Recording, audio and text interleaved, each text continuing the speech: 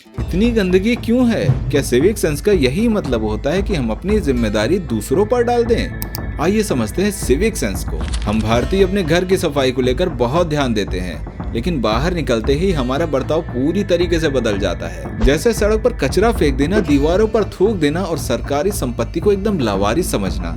क्या यही है हमारी असलियत? देखो, सिविक सेंस कोई भारी शब्द नहीं, बल्कि इसके असल मतलब ये है कि सिर्फ पब्लिक में अच्छा व्यवहार करना ही नहीं, बल्कि ये भी ध्यान देना कि सोसाइटी में सिर्फ हम ही नहीं रहते।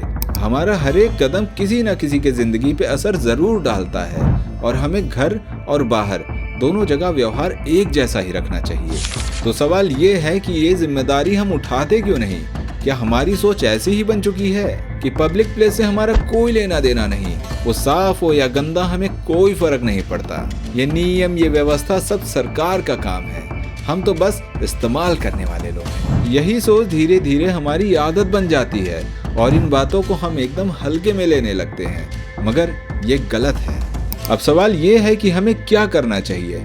वैसे कोई बड़ी क्रांति नहीं लानी है, बस इतनी सी बात का ध्यान रखना है कि जो गलत है वो गलत है, चाहे कोई देखे या ना देखे, मगर हमें अपने अंदर बदलाव लाना ही पड़ेगा, क्योंकि एक बेहतर समाज हमसे और आपसे ही बनता है।